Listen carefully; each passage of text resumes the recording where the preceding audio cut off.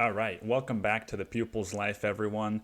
Today's episode is a special episode. It is not a solo podcast. My guest today, his name is Jimmy Rex. He is the author of the new book, You End Up Where You're Heading, and he's really so much more than that. I could go through a list of things, and I do at the beginning of the episode, so I won't do that now, but he is really just an incredible human being that I was very inspired by after reading his book, but also after having a conversation with him. He helped me to make some realizations that I hadn't done before, and I got a lot out of talking to him and having this conversation with him. So I think you will too. We talk a lot about how to stay motivated and what really drives his success and how you can apply that to your own life. A lot about finding mentors or being a mentor to somebody else and how to pass down, if you've had success, how to then pass the torch down to other people. Because at the end of the day, that is what drives Jimmy in present day, is helping other people, which is why I enjoyed talking to him so much. He's not just done a lot for his financial success, but he has also done a lot for other people's financial success, but also just for other people's well-being. He's rescued over 100 children from sex trafficking and put away dozens of sex traffickers, which then rescues hundreds more of children or prevents hundreds of other children from being sex trafficked. So I got a lot out of talking to Jimmy, and I think you'll enjoy the podcast very much. So without further ado, today's episode, Jimmy Rex. Hear you good, man. Can you hear me good? Yes, sir. All right, everyone. So for everyone listening, I'm joined today by Jimmy Rex. He is the founder and CEO of real estate coaching company 100K Agent Blueprint, host of his own podcast, The Jimmy Rex Show, and author of the new book, You End Up Where You're Heading, The Hidden Dangers of Living a Safe Life. Jimmy is also a mentor, speaker, angel investor, and craziest of all, through the Child Liberation Foundation and Operation Underground Railroad, he's rescued over 100 children from sex traffickers. I'm honored and grateful to have you on the podcast today. Thanks for coming on, Jimmy. It's a pleasure to be here. Thanks for having me, my man. Yeah. So I guess the first thing I want to ask you is, what was the writing process of You End Up Where You're Heading like, and what were some of the fears that you had before you published it? Yeah, so I think like anything in life, like people see the end product and they just like, whoa, that seems overwhelming, right? But success in anything, whether it's writing a book, starting a company, whatever it might be, always comes from consistency over time. And that's one of the things that is really hard for people because you don't get results very quickly. With this particular book, one of my best friends since I was 12 years old is a guy by the name of Cameron Carling. And he had decided a couple of years ago, he worked for Google, was a big manager there, and he retired at essentially at age 35, moved with his family to Costa Rica, and very quickly got bored and realized he wanted to do something. And he always has helped me a lot with projects that I've worked on, my podcast, like researching guests, or he helped me a lot. I had a TV show back in the day and he would help me edit it and write jokes for it and stuff. And he said, dude, you got any projects you want to work on? I really want to do something with you while I'm down here. And I said, you know what, there's this book I've been wanting to write. And I kind of explained what I wanted it to look like. I said, dude, you're such a good writer. You've always, had a way with words. And he knows me probably as intimately or as good as anybody, just because we've been best friends for so long. And so I knew he'd have my voice. So essentially, long story short, he took on the project. And I wrote, I sent him about 40 pages of stuff, and I recorded a bunch of my stories, a bunch of different things, sent him a bunch of my podcasts. And he took all that information and he started writing it, and then I would kind of help edit or change it and things like that. And so that was kind of the process. It took us about 9 months working 4 or 5 hours a day on it to finally get the final product. Yeah. Did you have any, I know it's not necessarily a memoir, and so the fears are different, I guess, when you're writing a nonfiction book, but did you have any fears of when you publish it, like people not liking that you did this or people reacting negatively to it? No, I didn't have any negativity on my end. It was, people were kind of just like, oh yeah, of course Jimmy's going to do a book now. Like I'm always kind of doing crazy things. And Nobody's ever really surprised at this point, I would say. And so they were I think they were a little bit like, oh, let's see if this thing's going to be any good. What was fun is as people I started sending pieces of it to people to get feedback. We needed to know, what we weren't seeing or whatever.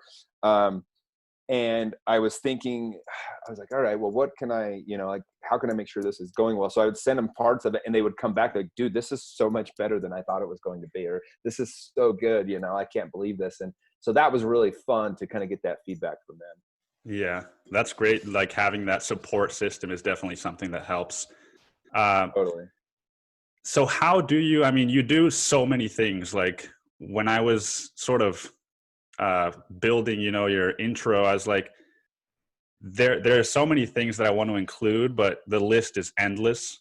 And that's really what your book is about, right? It's about charting a path and going on an adventure and then finishing that adventure and starting another one, and not ever settling. How do you, people can sometimes struggle to do even one thing in their life and become successful at it. What do you credit your extended success with so many different things? Yeah, well, here's one of the mistakes that a lot of people make is they try to do some grandiose thing and they fail and they think that they're failures. They think they can't do anything. They give up on their other dreams or whatever else. And I was actually just yesterday, I flew to Vegas for the day. I was on the podcast with Brad Lee, Dropping Bombs podcast. And he said something really important. He said, anytime in life, you want to rack up little wins, because that's where you get self-confidence. And that's where you start to, go, okay, I can do things, like I can make things happen. And so you want to start looking at little wins. We spoke about this admiral that gave a concession speech or a graduation speech a couple of years back. And he talked about the first thing you need to do every day is make your bed. And he talked about that because it's a little win. It's something little you can do every day. It's drinking water. It's getting a little bit of exercise before you start your day. It's eating a healthy breakfast. It's reading 10 minutes before you leave the house. It's getting to the gym every single day, or making, some kind of physical regimen in your day. You stack up these little wins and you start to realize like, man, I actually am pretty good at getting stuff done that I set my mind to. And I think for me, I had some really good mentors. I talk about this in the book. Like, you can't do it on your own. Like, one thing about me that I guess what's helped me to stand out versus kind of maybe some other people that haven't had success in these areas is I've always been very curious about life. I've been curious. I've been willing to explore where other people maybe saw fear. I saw delight. I said, you know what? I'm just going to go try this. I'm going to go be interested in this thing. And so I was never afraid to meet random people or interesting people. I was always looking for characters, people that just fascinate me, that are totally different than myself.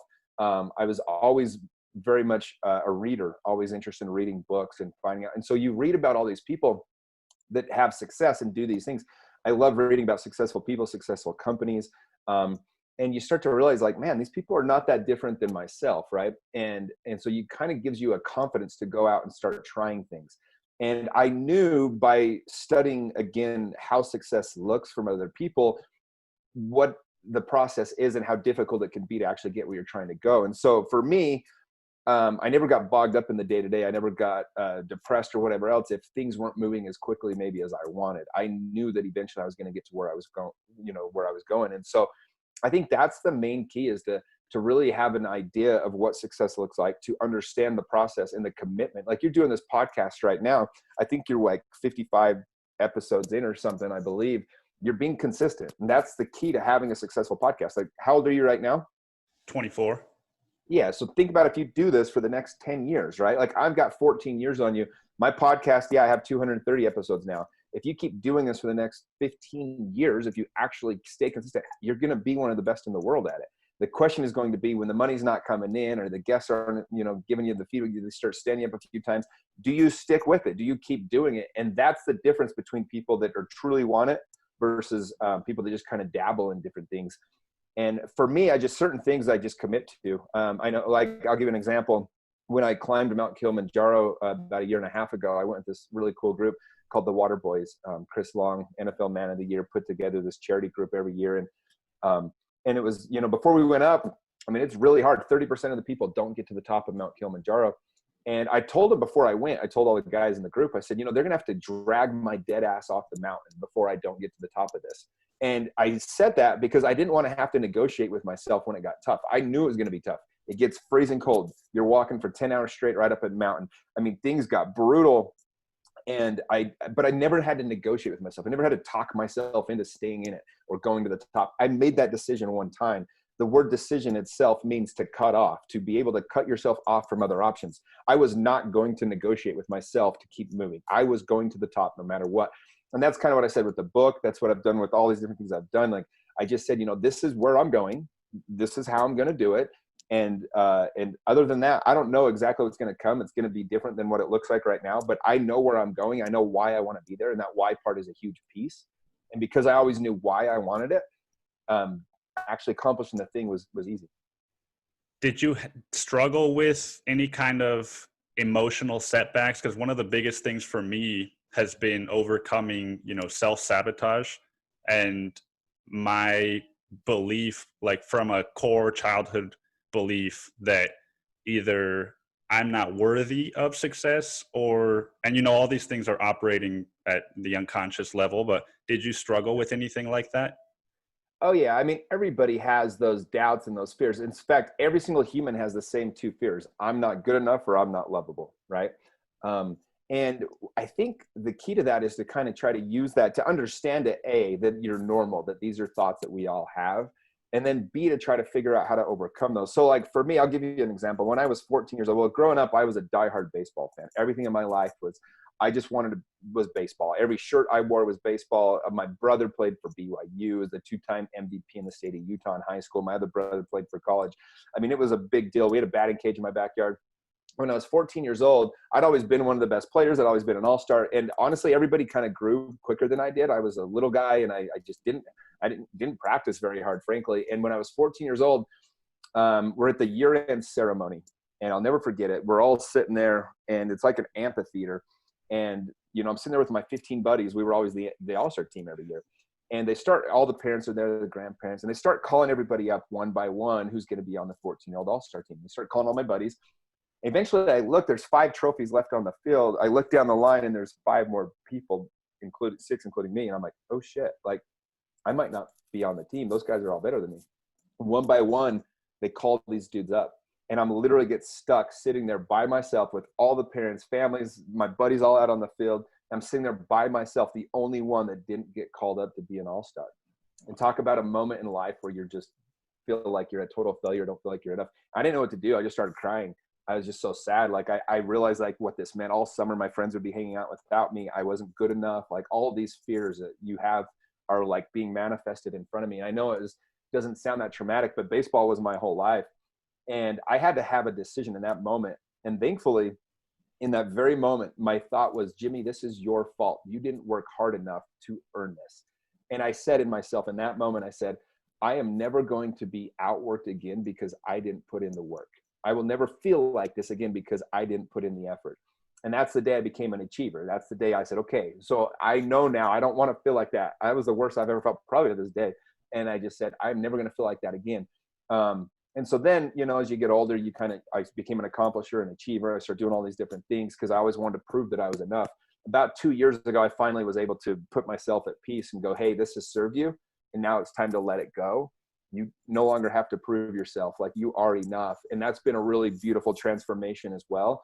I kind of honored the piece of me that like built that. And then it's been really cool to be able to just kind of, know that I am enough. I love myself now enough to know that I don't need to keep accomplishing to feel loved or to belong with my friends.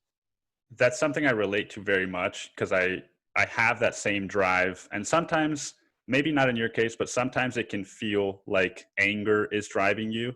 But you mentioned, now that you've overcome that, yeah. How do you, or what becomes the motivation then? Is it you're not helping yourself now, it's about others? Yeah, that's exactly right. I mean, you live enough for yourself. You kind of realize that you kind of max out your own happiness for yourself.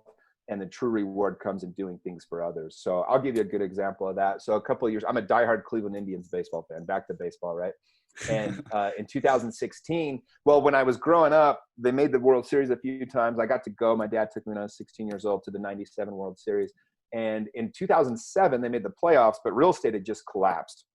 And I didn't really have very much money, but they played the Yankees, and my boss was a big Yankees fan. He grew up in Connecticut, and he said, "Hey, let's you and I go to the Yankees Indians playoff game." And I went. The Indians won. It was one of the funnest nights of my life.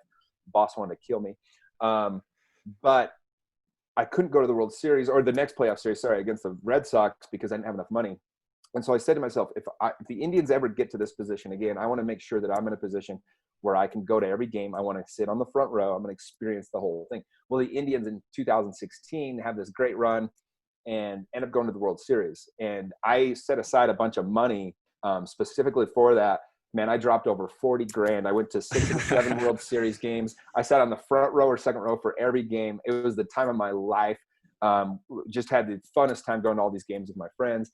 And, we lost game 7 extra innings, so it was kind of devastating. But long story short, I was able to experience that. Well, the next year, the Indians were supposed to be even better. We won 22 games in a row at one point. They were the favorite to win the World Series. So I, again, set aside some money to go do this again. And lo and behold, they lose the first round to the Yankees, game 5. And we're out of the playoffs. And I was just like, I was devastated.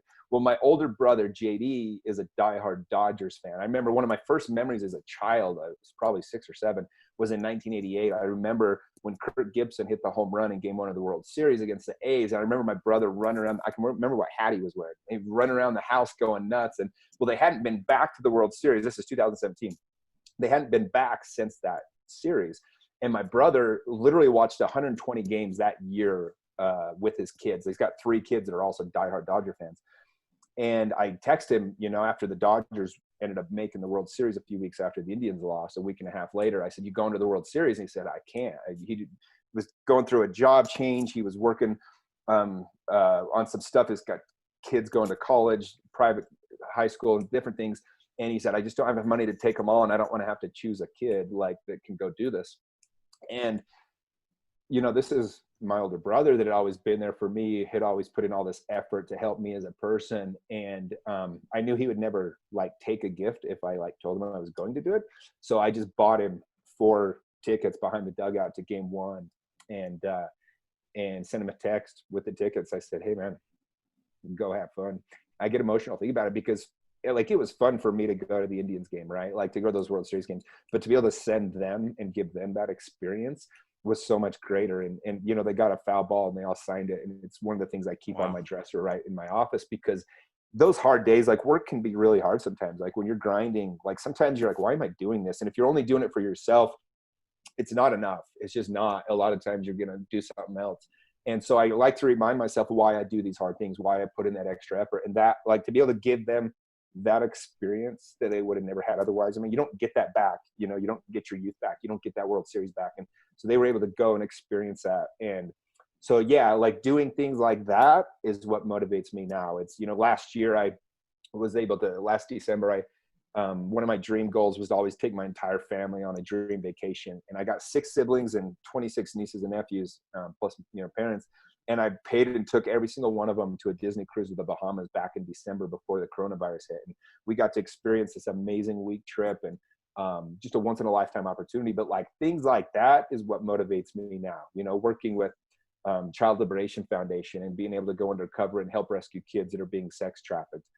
Been on 11 of those ops now, been able to go undercover and help rescue over 100 kids. These are all the things that when I was in my 20s building my business, I didn't know what was going to be ahead of me. I didn't know what opportunities might show up in my life. I just knew I needed to show up at that time, even though it felt like I was spinning my wheels and getting nowhere.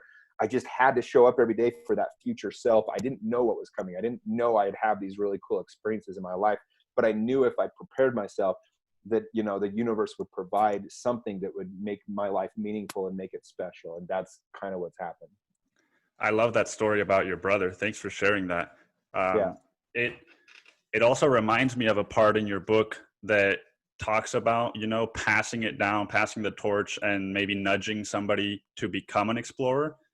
And one of my questions around that was, sometimes how do you know what somebody's way of receiving something is? And, obviously it's with your brother, you know him really well, but that's a great example of you knew he wasn't going to receive a gift if you told him, and so you just went ahead and did it. Do you have an example of that for like somebody that you've been a mentor to, where they weren't ready to start their journey, but you pushed them a little bit, and what that really looked like? Yeah, I mean, ultimately, the best leaders that I've experienced, the best leaders that I know, the mentors that have really touched me, they don't say, look at me, look how great I am. What they do is they say, you're great, and here's why you're great. And so I think for me, the most important thing you can do as a leader or as a mentor to other people is to help them see their own greatness. And that's one of those things that there's one kid that was on my real estate team for quite a while. He probably joined my team about 7 years ago. His name's Alex, and he was a young kid. He was talented, but he was kind of just lost. He'd been in a bar fight actually at the Keller Williams like big convention with all the people there, and he got drunk, got in a bar fight. He was probably 23 years old, and he was kind of in trouble whether he was going to be able to stay in the company or not. And so I took him under my wing and started working with this kid. And I watched this transformation. And, even a year ago, he actually went out on his own. And I have so much love and admiration for this kid because who he is now. I mean, the guy's making multiple six figures. He's a great real estate agent. He's got a beautiful girlfriend he's been with for a couple of years now. And he's just, I didn't do much for him. All I did is helped him see that he already had all that. Like, to be honest, I probably could have done a lot more, but all I did is provided an opportunity for him to see his own greatness. And I, like to think that he caught that vision being around me and the other members of my real estate team who are all amazing humans. And he joined in on that. He said, no, this is what I want. This is the kind of life I can have. Like, I remember when he first joined our team, he had this beat up car, and I was like, bro, go buy yourself a nice car because that's what you deserve. You need to feel different than you do with this beater. And he had this horrible car, kept always falling apart. Anyway, and he dressed like baggy jeans. He looked like a punk. And I said, dude, I actually took him to the Ted Baker store and bought him, some outfits and said, here's what you're going to wear now. And I just watched this transformation. He already had all that greatness in him. We just kind of helped direct him. And so little things like that are really fun, when you get to see and be a part of those transformations. I think that as a mentor and a leader, all you can do, your job is to simply help people see the greatness they already have. Do you think that that's possible for somebody in my position that hasn't really achieved, let's say the level of success that someone like you has? So I'll get beers with my friends, and often the conversation will turn to, I hate my job, but I get insurance, I can pay rent, and it's easy, right? And I see, like, man, it would be incredible if you started your own podcast, or if you started to play the guitar, right? One of them plays the guitar, if you did that more often. But I'm not saying that from a place of, oh, I've started a podcast and now I'm successful financially from that. And so it's like, do you think that, what I mean? Yeah, I see what you're saying. So, I mean, one of the things that I always tell people is you want to level up in life as often as you can. Like, you can love and admire your friends for who they are, but you're always trying to level up. So me, from a very young age, I was always trying to reach somebody that's 2 or 3 levels above me. Like, if you think that there's like 10 levels, right? And if 10 is like billionaire CEO, president of the United States, whatever it might be, like, that's level 10. It's like, where are you? Well, when you're 23 or 24, I'm just going to be honest, you're probably a level 1 or level 2. It's just where life has got you. But who do you know in your sphere that you can level up 1 or 2 spots to? And that's what I would always do. I'd reach out to somebody doing just a little more than me. And I'd try to get around those people as much as I could, and then I would level up again. And then I would level up again until all of a sudden you look and you're like, wow, I am surrounded by the most amazing people. Like, if you could ask me, like, Jimmy, what's your greatest accomplishment? What are you most proud of? It is the relationships I have, the kinds of people that I get to call my dear friends or my best friends. They are the most amazing humans. And it took me 15 years. You're 24, you said, right? Yeah. So it took me from where you're at right now, go for the next 14 years. If you can level up your friends a little bit every year. And by the way, as you level up, you'll pull some of them with you. Other ones will fall off, and that's okay. Like, you still love them the same. You're just not spending as much time with them maybe. But as you level up, you look back 10 or 15 years from now, and all of a sudden you're hanging out with everybody you've ever wanted to. Name somebody I want to hang out. Like, it's funny, like me, 4 years ago, I made a list of 3 people who I wanted to model my online persona after. Like I said, I want to have my own Jimmy Rex, like me, but it was Prince EA, Tony Robbins, and Tim Ferriss were the three people I look up to the most. Well, Prince EA and I are close friends now. We actually just collaborated on a video I'm going to release this week. Tony Robbins has gone undercover with our group multiple times. He's a friend. I've met him a dozen times, shared the stage with him, different things. And Tim Ferriss, his girlfriend's one of my closest friends. We hung out last New Year's and had brunch together, and I got to talk to him for a couple hours and got to really understand this human being. Like, I've been able to put myself in these positions with these people simply because of who I became. Because if you want to meet those people, if you want to level up, whoever you want to be around, you have to become the kind of person they want to be around. And that's kind of the key to the whole thing. So you're always working on yourself, and that's how you level up.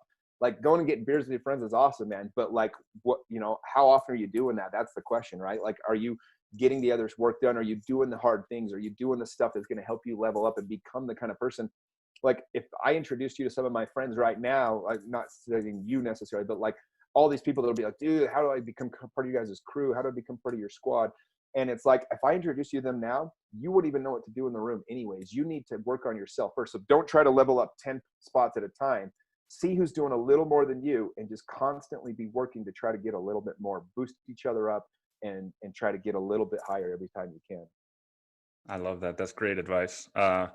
And how do you differentiate between aspiration and inspiration? Because I know that's a big part of the book too. Like, when you're looking for a mentor, or with, like you said, Tim Ferriss, Tony Robbins, how did you model your online persona in a way that wasn't trying to just replicate what they were doing?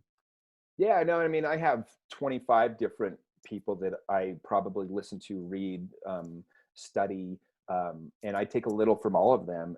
I'm my own person. I'm Jimmy Rex. Like, I know that I don't want to be, frankly, I don't want to be Tony Robbins. Like, I look at what he does, and I'm like, okay, that's not me. I can't do what he does. I'm not Prince EA. That dude is so much more loving and empathetic than I am, but I can take that piece of him and try to implement into what I'm doing, right? Like Tim Ferriss, I'm like, that dude is a little bit too out there for me. Like, that guy is so curious about life. I love it, but I don't want to be that curious about life. Like, so I take pieces of everybody that I love about them, and I implement it in what I already am. And that is kind of who I am. And, it's kind of fun when you start to kind of, I don't know, like, play with the space and understand yourself a little bit more. For me, it's been really cool to see, all right, here's parts of me that I love, and here's parts of me I want to work on. I don't dislike them per se, but some things I want to do better, some things I want to get better at. And what I'll do is I'll reach out to the best person in the world at that thing, no kidding, and I'll try to learn from that person. So, like, honestly, empathy and love was one of those things that was just to me, it was one of those things like, God, I really want to work on that. I want to try to understand people more. And so I reached out to Prince EA, the guy that literally, to me, shares that and that message better than anyone in the world. He portrays that, and started kind of understanding him and learning from him. And so, I've done this with every part of my life. And so, like, I wanted to learn about attraction. So, like, what attracts people to certain people and other people not. And so I actually went and found the guy that was the best in the world attraction coach, attracting people into their lives, a guy named Sean. And him and I became close friends. And I learned so much from this guy on how to be a likable human, how to just show up in an attractive state all the time. And so I've just seeked out the best people and tried to understand them. And that helps me mold more of who I already am, with bettering myself in the process, if that makes sense. Absolutely. What are some, I know I'm throwing a lot of like the book themes and all that No, at you're you, good, man. but what are some identifiers as far as knowing where you're at versus where you're heading? And how do you know that you're not lying to yourself about where you currently are? Yeah, self-awareness is probably the most important thing you can have, right? Gary Vaynerchuk talks about all this all the time. Like, you have to have self-awareness. You have to be willing to go, this is on me. This is my fault. So I'll give you an example. I was dating a girl, a woman. We broke up about a month and a half ago. There was too many things that were in the way for us to heal together. We had this really great breakup, though, where she actually stayed living with me for a couple of weeks while she found a new place. We've stayed close friends. But most people after a breakup, they want to blame the other person. They're like, oh, that person did this, or they would never do this, or whatever else. And my life coach, she told me, she said, hey, I want you to do something. I want you to make a list of everything you wish you could have done better in that last relationship. And so I was at Lake Powell last week, this houseboat trip with a bunch of buddies, and no cell service. It was perfect time to do it. So I broke my journal out. I took about 3-4 hours. I came up with 6.5 pages, 29 different specific things that I wrote out that I could have or should have done better in that relationship. And I don't say that to try to be like, look how self-aware I am, but that is what I was doing. Like I said, okay, these are in my next relationship. These are 29 lessons that I got from my last relationship of something I should have done better. I should have handled this better. I should have done this better. And because of that, my next relationship, I'm going to be able to have those lessons now and be better going forward. And so instead of just being like blaming her for whatever happened, like we both had our shit, right? Like there was plenty of things we both should have done better. But instead of focusing on her saying like, well, here's why I had to break it off. Here's why this didn't work. I was able to focus inward and go, wow. Like, and then what else happened, which was really cool, is I was able to honor her because she taught me those lessons one way or another. I learned those lessons with her as my girlfriend. So I was able to honor her and really give gratitude and love and send that love to her for teaching me these things I needed to do to be a better version of myself. And I'm sure by doing that, you sort of reduce the fear of future, like, situations where you might think like, oh, this is a scary thing, or this is a failure, or this is a terrible. Totally. Like no part of me feels like that last relationship was a failure.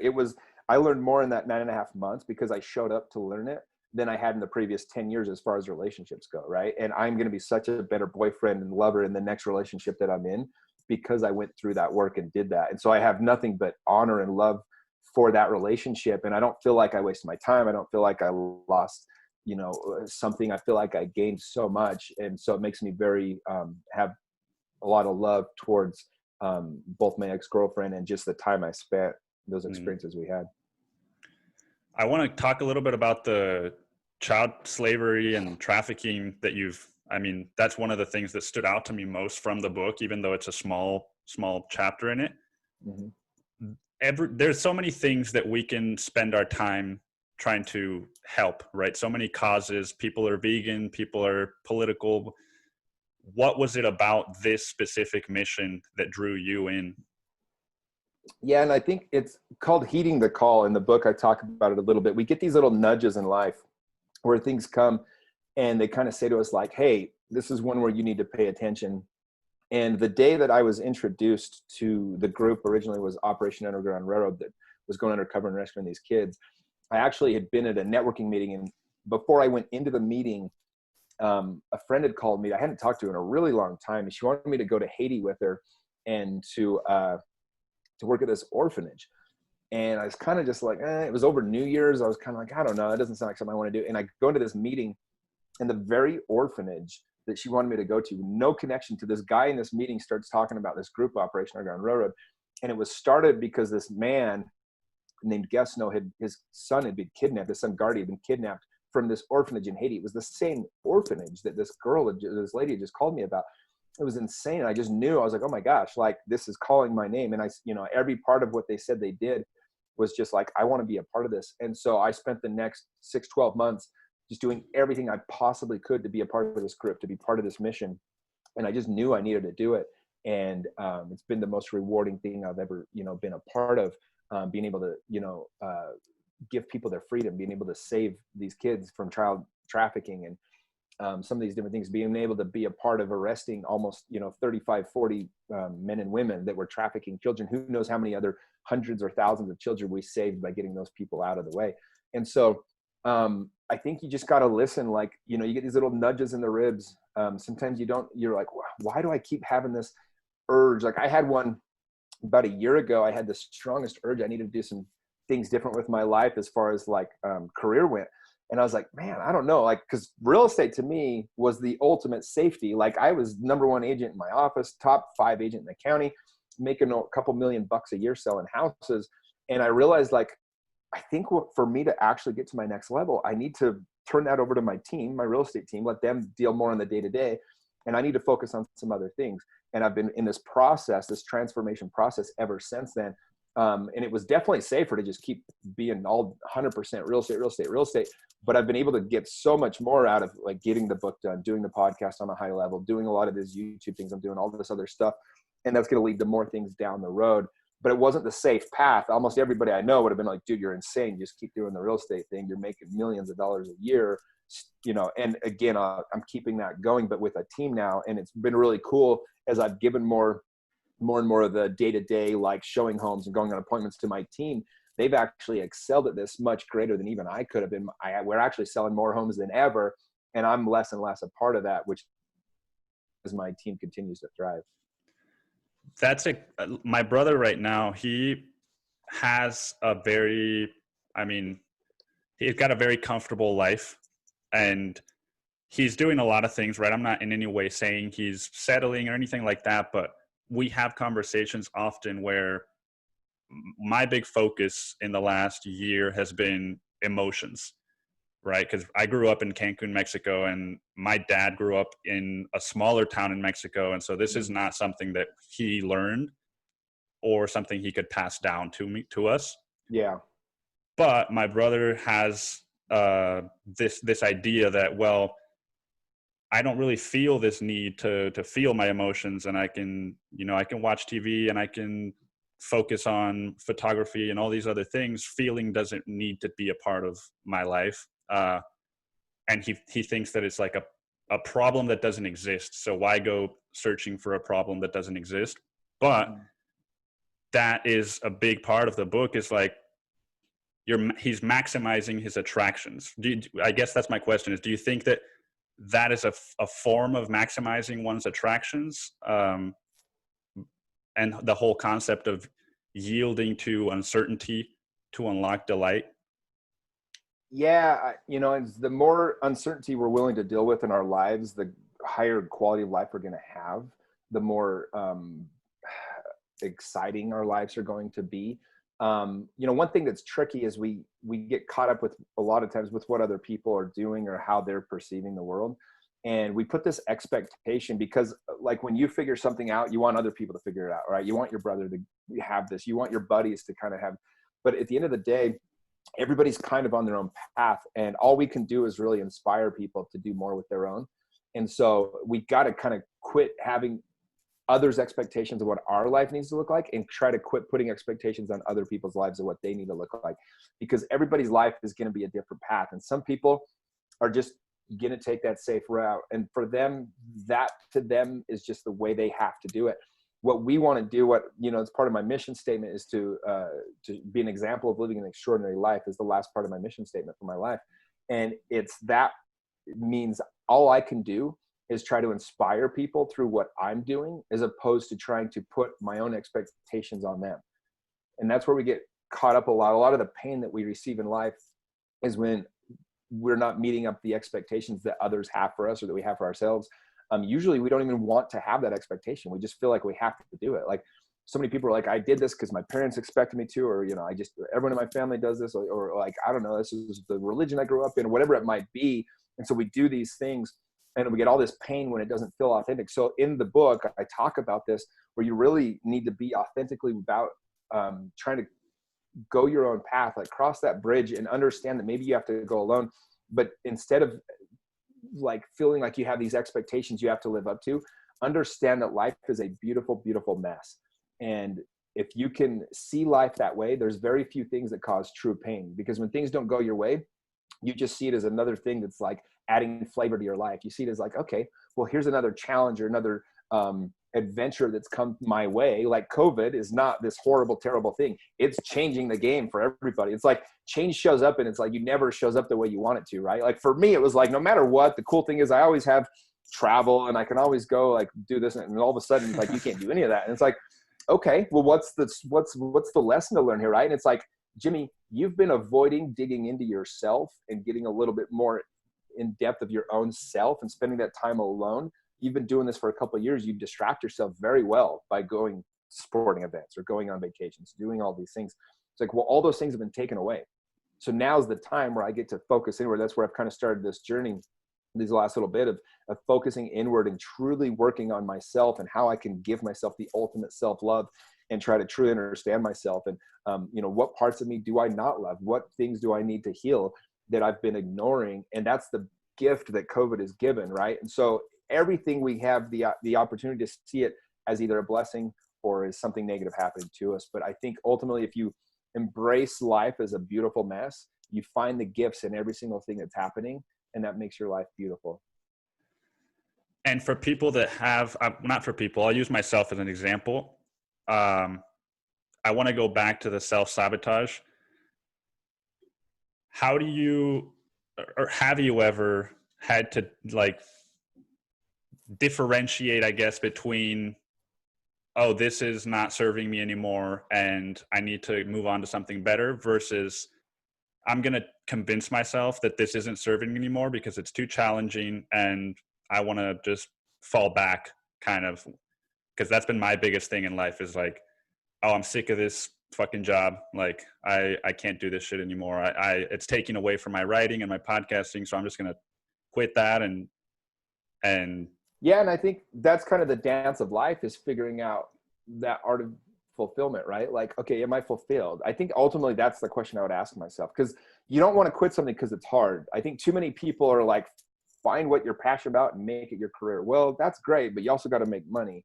And so a lot of the best things that have happened to me came from grinding. Like in real estate in 2007, 8, 9, it was brutal, man. Like every person I met with was losing their house. It was awful. I had to list 15 houses to sell one. I went from making $500,000 a year to $180,000 a year. My costs were more than that. I had to tell my assistant to hold his check a few times. I mean, it was brutal. And I very easily could have thrown in the towel or said whatever. But again, I knew I needed to have a vehicle to make money to get ultimately the life that I wanted. I knew what I needed to be able to do in order to have this fulfilled life. And so for me, in those moments, it was never an option to quit. So you want to just ask yourself, am I quitting because it's hard, or am I quitting because this no longer is part of my life's mission? This is no longer what is going to fulfill what my purpose is. So I think too many people want to quit on something because it gets difficult or it gets hard. And ultimately, in those moments, you truly find out who you are. So I would say be careful to give up on something too soon. Because if we just wanted to do what we wanted all the time, that sounds awesome. But you've got, you know, if you have big goals, if you have $1 million goals, you can't do it off of $15 an hour work ethic. You know what I mean? Like you got to figure out, all right, what skill do I lack? If I need to make more money, what skill would make me more money? And you got to go earn that skill. And that might be a degree. That might just be an apprenticeship. That might be just working a new job. But you've got to ultimately figure out, if your dreams are X, how can I line that up with Y? Because there's a work that goes into that. And if you miss that piece, you're never going to get your dreams. When you talk about the image of going to hell, what that looks like for you in the book of, you know, meeting the person that you could have become and versus the person that you became. Yeah. What does, in current day, what does that person that you could become look like that you're afraid that you won't become if you don't put in the work? Yeah, I mean, I think ultimately, you know, I very much love the person that I have created, the person that is Jimmy Rex.